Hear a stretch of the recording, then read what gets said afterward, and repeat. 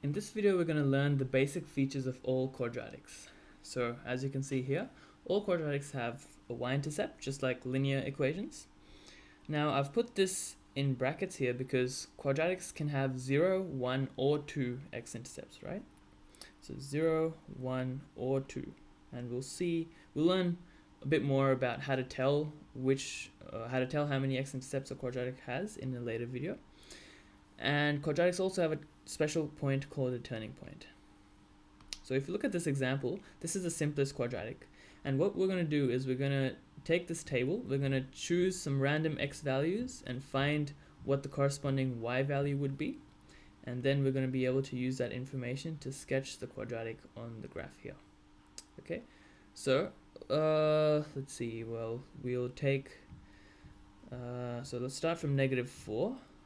And maybe we'll go as far as we can go. -2, -1, 0, 1, 2, 3. Okay.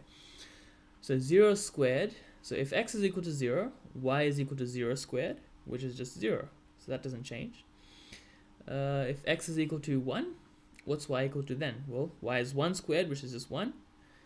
If x is 2, y is 2 squared, right? Because you're just subbing this number into here. So that becomes 2 squared, which is 4, right? So if x is 2, y is 4. Similarly, y is going to be 9 if x is equal to 3, right? So if you do the same thing for these numbers here, you're going to get 1, 4, 9, and 16. Okay? If you're not sure where those came from, just pause the video and have a think about it. So, for example, if you take -4 squared becomes 16 because the negatives cancel out. So now if we plot those points on here, right? So we've got our axes there, that's 2, okay, so -4 is there. So maybe we'll start from 0, just because it's a bit easier. So we know there's a point at 0, 0, right? So the table is a bit out of view at the moment. But if you remember, when we had x equals 0, y was also equal to 0. So that's one point. What other points do we have? Well, we've got the point 1, 1, right? When x is 1, so is y. So that will be a point over there. When x is equal to 2, y is equal to 4. Right, so this is 2, 4 here. And then we have 3, 9. When x is equal to 3, which is here, y is equal to 9.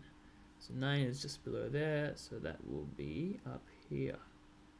Okay? Let's do the same thing for this side. It's basically symmetrical, right? So -1 also is the same thing, it's at 1. -2 is at 4. When x is -3, y is 9. When x is -4, y is 16, which should be around here.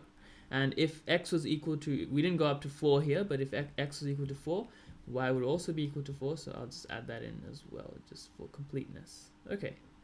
And now to get the shape of the graph, all we have to do is fill in, sort of connect the dots, right? So if we do that, this is going to test my drawing skills. We'll get something that looks like this. Oops. So this general shape is called a parabola.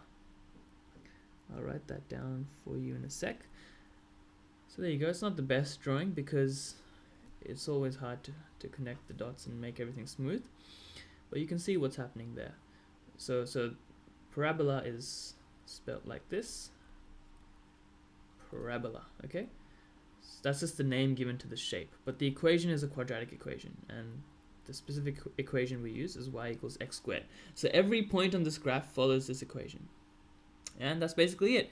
You can see here that it has an x-intercept and a y-intercept, which are the same. Right, so this is the x and y intercept. And this is also the turning point. So as you can probably guess, the turning point is the point at which the graph turns around, because quadratics always turn around, right? They always exhibit this behavior. So this is also called the turning point. And all quadratics will have turning points. We've got one more example here. I've already drawn it out for you. So we've got -x squared plus 4. Okay, as you can see here, this time it's upside down, but it still has the same general parabolic shape. In this case, we've got two x-intercepts, right? So like I said, you can have either 0, 2, or 1 x-intercept. And we've got one y-intercept, which is also the same as the turning point, right? So here, this is the turning point and the y-intercept, whereas these two are the x-intercepts.